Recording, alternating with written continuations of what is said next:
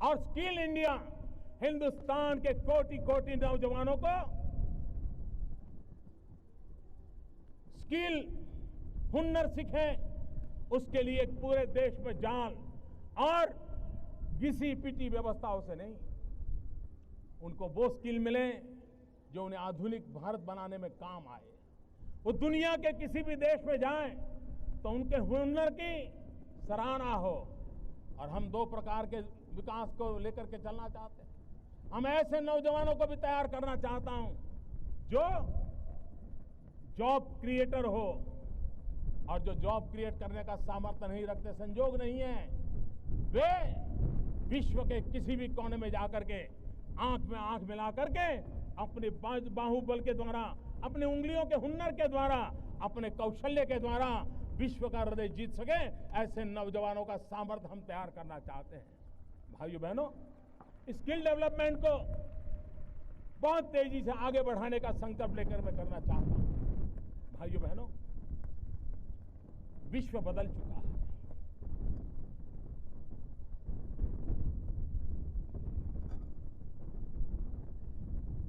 मेरे प्यारे देशवासियों, विश्व बदल चुका है। अब भारत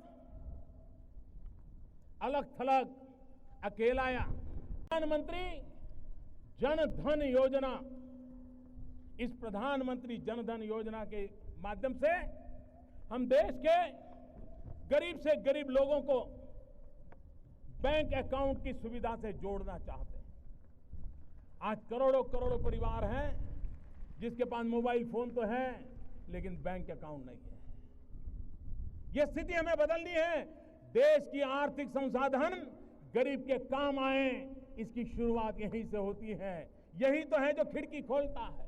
और इसलिए प्रधानमंत्री जन धन योजना के तहत जो अकाउंट खोलेगा उसको डेबिट कार्ड दिया जाएगा, और डेबिट कार्ड के साथ हर गरीब परिवार को 1 लाख रुपया का बीमा सुनिश्चित कर दिया जाएगा, ताकि उसके जीवन में कोई संकट आया तो उसके परिवारजनों को 1 लाख रुपए का बीमा मिल सकता है। भाइयों बहनों, ये देश मिशन है, और स्किल इंडिया हिंदुस्तान के कोटि कोटि नौजवानों को स्किल हुनर सीखे, उसके लिए पूरे देश में जान और घिसी पिटी व्यवस्थाओं से नहीं, उनको वो स्किल मिले जो उन्हें आधुनिक भारत बनाने में काम आए। वो दुनिया के किसी भी देश में जाएं तो उनके हुनर की सराहना हो। और हम दो प्रकार के विकास को लेकर के चलना चाहते हैं। हम ऐसे नौजवानों को भी तैयार करना चाहता हूं जो जॉब क्रिएटर हो, और जो जॉब क्रिएट करने का सामर्थ्य नहीं रखते, संजोग नहीं है, वे विश्व के किसी भी कोने में जाकर के आंख में आंख मिला करके अपने बाहुबल के द्वारा, अपने उंगलियों के हुनर के द्वारा, अपने कौशल्य के द्वारा विश्व का हृदय जीत सके, ऐसे नौजवानों का सामर्थ्य हम तैयार करना चाहते हैं। भाइयों बहनों, स्किल डेवलपमेंट को बहुत तेजी से आगे बढ़ाने का संकल्प लेकर मैं करना चाहता हूं। भाइयों बहनों, विश्व बदल चुका है।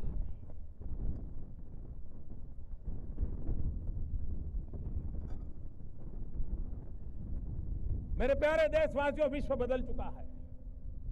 अब भारत अलग थलग अकेला या एक कोने में बैठकर अपना भविष्य तय नहीं कर सकता। विश्व की आर्थिक व्यवस्थाएं बदल चुकी हैं, और इसलिए हम लोगों को भी उसी रूप में सोचना होगा। सरकार ने अभी कई फैसले लिए हैं, बजट में कुछ घोषणाएं की हैं, और मैं विश्व को आह्वान करता हूं, विश्व में पहुंचे हुए भारतवासियों को भी आह्वान करता हूं। आज अगर हमें नौजवानों को ज्यादा से ज्यादा रोजगार देना है तो हमें मैन्युफैक्चरिंग सेक्टर को बढ़ावा देना पड़ेगा। इंपोर्ट एक्सपोर्ट की जो स्थिति है उसको संतुलन पैदा करना हो तो हमें मैन्युफैक्चरिंग सेक्टर पर बल देना होगा। हमारे नौजवानों की जो विधा है, सामर्थ्य है, उसको अगर काम में लाना है तो हमें मैन्युफैक्चरिंग की ओर जाना पड़ेगा और इसके लिए हिंदुस्तान की भी पूरी ताकत लगे, लेकिन विश्व की शक्तियों को भी हम निमंत्रण देते हैं। और इसलिए मैं आज लाल किले की प्राचीर से विश्व भर में लोगों से कहना चाहता हूं, कम मेक इन इंडिया, आइए हिंदुस्तान में निर्माण कीजिए। दुनिया के किसी भी देश में जाकर के बेचिए, लेकिन निर्माण यहां कीजिए, मैन्युफैक्चर यहां कीजिए। हमारे पास स्किल है, टैलेंट है, डिसिप्लिन है, कुछ कर गुजरने का इरादा है। हम विश्व को एक सानुकूल अवसर देना चाहते हैं कि आइए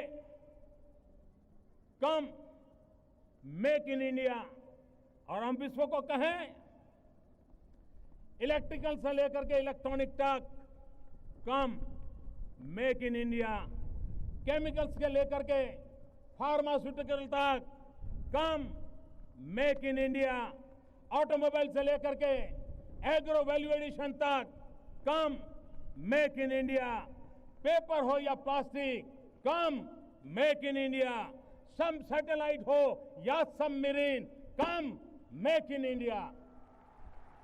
ताकत है हमारे देश में,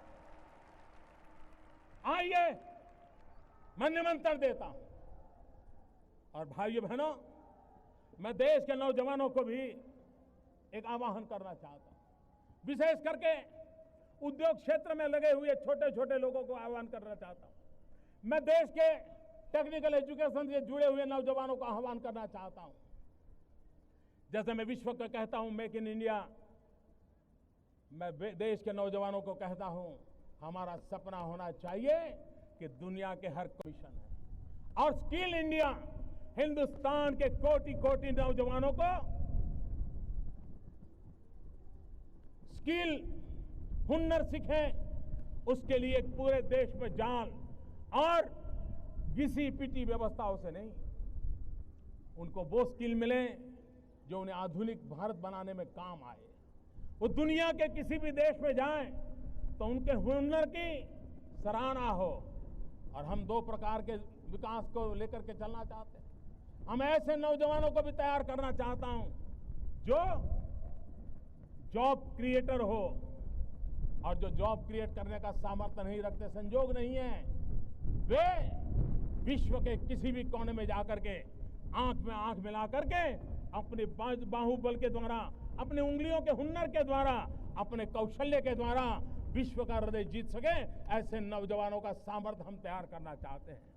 भाइयों बहनों, स्किल डेवलपमेंट को बहुत तेजी से आगे बढ़ाने का संकल्प लेकर मैं करना चाहता हूं। भाइयों बहनों, विश्व बदल चुका है।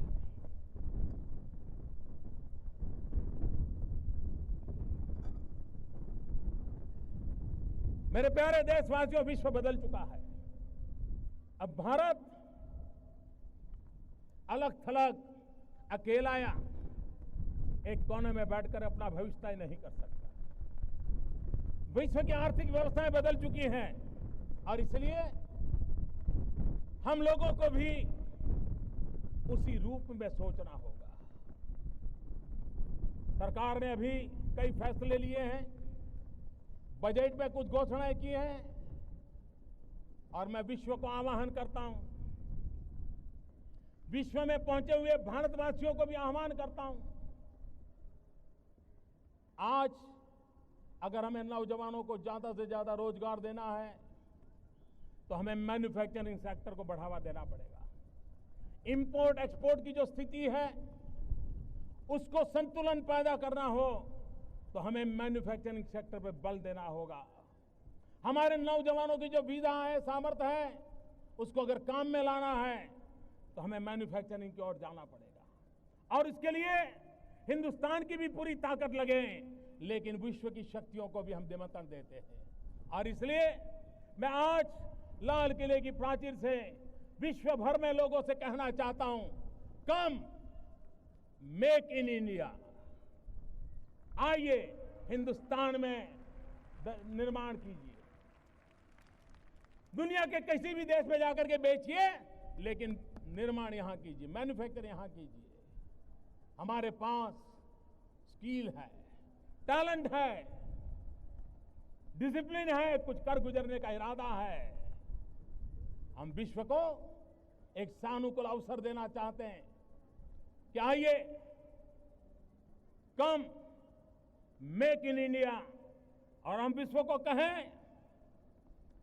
इलेक्ट्रिकल से लेकर के इलेक्ट्रॉनिक तक come make in India, chemicals के लेकर के फार्मास्यूटिकल तक come make in India, automobile से लेकर के एग्रो वैल्यू एडिशन तक come make in India, paper हो या plastic come make in India, सब सैटेलाइट हो या submarine come make in India. ताकत है हमारे देश में। आइए, मैं निमंत्रण देता हूं। और भाइयों बहनों, मैं देश के नौजवानों को भी एक आह्वान करना चाहता हूं, विशेष करके उद्योग क्षेत्र में लगे हुए छोटे छोटे लोगों को आह्वान करना चाहता हूं। मैं देश के टेक्निकल एजुकेशन से जुड़े हुए नौजवानों को आह्वान करना चाहता हूं। जैसे मैं विश्व को कहता हूं मेक इन इंडिया, मैं देश के नौजवानों को कहता हूं हमारा सपना होना चाहिए कि दुनिया के हर कोने में ये बात पहुंचनी चाहिए, मेड इन इंडिया। ये हमारा सपना होना चाहिए।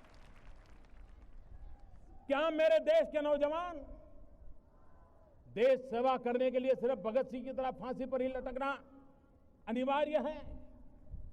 भाइयों बहनों, लाल बहादुर शास्त्री जी ने जय जवान जय किसान एक साथ मंत्र दिया था। जवान जो सीमा पर अपना सर दे देता है, उसी की बराबरी में जय जवान कहा था। क्यों? क्योंकि अन्न के भंडार भर करके मेरा किसान भारत मां की उतनी ही सेवा करता है जैसे जवान भारत मां की रक्षा करता है। ये भी देश सेवा है। अन्न के भंडार भरना ये भी किसान की सबसे बड़ी देश सेवा है। और तभी तो लाल बहादुर शास्त्री ने जय जवान जय किसान कहा था। भाइयों बहनों, मैं नौजवानों से कहना चाहता हूं, आपके रहते हुए छोटी मोटी चीजें हमें दुनिया से इंपोर्ट क्यों करनी पड़े? क्या मेरे देश के नौजवान ये तय कर सकते हैं? वो जरा रिसर्च करें, ढूंढें कि भारत कितने प्रकार की चीजों को इंपोर्ट करता है, और वो फैसला करें कि मैं अपने छोटे छोटे काम के द्वारा, उद्योग के द्वारा, मेरा छोटा ही कारखाना क्यों ना हो, लेकिन मेरे देश को इंपोर्ट करने वाली कम से कम एक चीज मैं ऐसी बनाऊंगा कि मेरे देश को कभी इंपोर्ट ना करना पड़े। इतना ही नहीं, मेरा देश एक्सपोर्ट करने की स्थिति में आए। अगर हिंदुस्तान के लाखों नौजवान एक एक आइटम लेकर के बैठ जाए, भारत दुनिया में एक्सपोर्ट करने वाला देश बन सकता है। और इसलिए मेरा आग्रह है नौजवानों से, विशेष करके छोटे मोटे उद्योगकारों से, दो बातों में कॉम्प्रोमाइज न करें। एक, जीरो डिफेक्ट, दूसरा जीरो इफेक्ट। हम वो मैन्युफैक्चरिंग करें जिसमें जीरो डिफेक्ट हो, ताकि दुनिया के बाजार से कभी वापस ना आए, और हम वो मैन्युफैक्चरिंग करें जिससे जीरो इफेक्ट हो, पर्यावरण पर इसका कोई नेगेटिव इफेक्ट ना हो। जीरो डिफेक्ट, जीरो इफेक्ट के साथ मैन्युफैक्चरिंग सेक्टर का सपना लेकर के अगर हम आगे चलते हैं, तो मुझे विश्वास है मेरे भाइयों बहनों कि जिस काम को लेकर के हम चल रहे हैं उस काम को पूरा करेंगे। भाइयों बहनों, पूरे विश्व में हमारे देश के नौजवानों ने भारत की पहचान को बदल दिया है। विश्व भारत को क्या जानता था?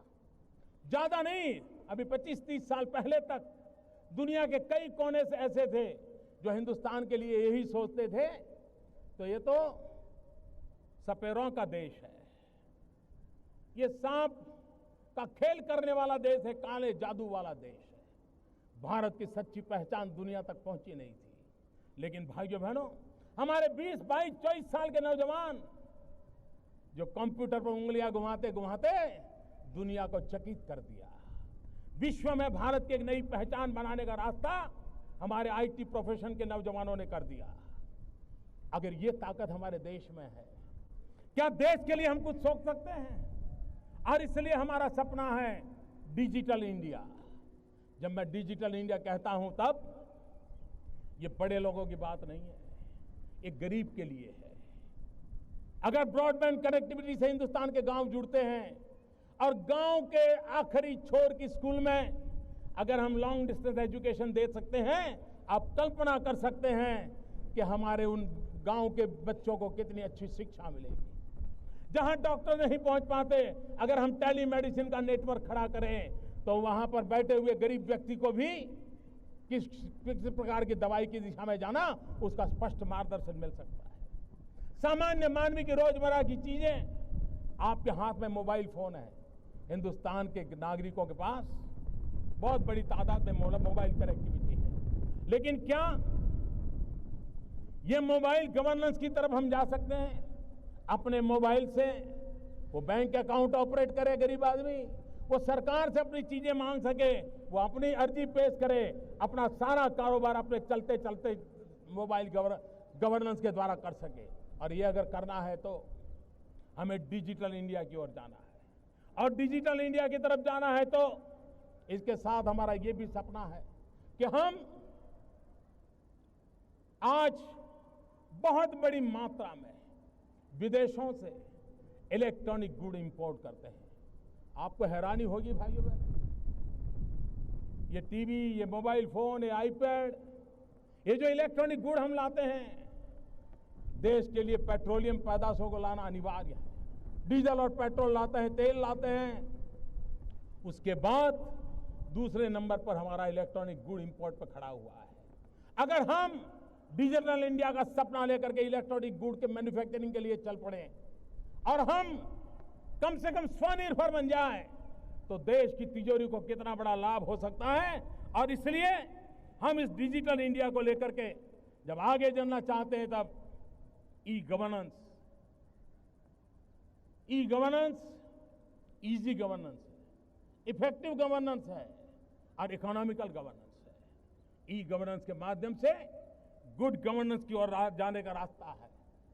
कि एक जमाना था, कहा जाता था कि रेलवे देश को जोड़ती है, ऐसा कहा जाता था।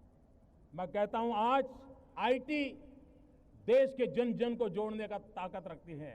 और इसलिए हम डिजिटल इंडिया के माध्यम से आईटी के धरातल पर यूनिटी का मंत्र को साकार करना चाहते हैं। भाइयों बहनों, अगर हम इन चीजों को लेकर के चलते हैं तो मुझे विश्वास है कि डिजिटल इंडिया विश्व की बराबरी करने की एक ताकत के साथ खड़ा हो जाएगा। हमारे नौजवानों में वो सामर्थ्य है, उनको भारत में गरीब मजदूर के प्रति देखने का रवैया हमें शोभा नहीं देता है। हम कोई कोट पैंट टाई पहना हुआ, लंबा कुर्ता जैकेट पहन करके कोई महापुरुष मिल जाए तो खड़े होकर के उसका बड़ा अभिवादन करते हैं। लेकिन कोई ऑटो रिक्शा वाला आ जाए, कोई पैदल रिक्शा वाला आ जाए, कोई अखबार बेचने वाला आ जाए, कोई दूध बेचने वाला आ जाए, इन गरीब के प्रति हमारा देखने का भाव ठीक नहीं है। राष्ट्र की इस कमी को 125 करोड़ देशवासियों ने अपने मन के संकल्प से मिटाना है, जिनके कारण हम अच्छे दिखते हैं, जिनके कारण हमारा अच्छा काम होता है, उससे बड़ा हमारा कोई हितैषी नहीं होता। और इसलिए डिग्निटी ऑफ लेबर, श्रमिकों का सम्मान, श्रमिकों का गौरव, यह हमारा राष्ट्रीय कर्तव्य होना चाहिए, यह हमारा राष्ट्रीय स्वभाव होना चाहिए, यह जन जन की प्रवृत्ति होनी चाहिए, ये जन जन की वृत्ति होनी चाहिए। पूरे विश्व की तुलना में हमें आगे बढ़ना है तो हमारे युवकों को हमें प्रोत्साहित करना होगा, उनको अवसर देना होगा। हमारे युवक नए उद्योगकार कैसे बने, हमारे युवक नए उत्पादक कैसे बने, पूरे देश में इन नए उद्यमियों के द्वारा एक स्टार्टअप का पूरा नेटवर्क कैसे खड़ा हो। हिंदुस्तान का कोई जिला, हिंदुस्तान का कोई ब्लॉक ऐसा न हो कि आने वाले दिनों में नए स्टार्टअप शुरू न हुए हो। क्या भारत ये सपना नहीं दे सकता कि हम दुनिया में स्टार्टअप की दुनिया में भारत नंबर 1 पर पहुंचेगा? आज हम नहीं है। भाइयों बहनों, इस स्टार्टअप को मुझे बढ़ देना और इसलिए मेरा संकल्प है आने वाले दिनों में स्टार्टअप इंडिया और देश के भविष्य के लिए stand up India, startup India, stand up India.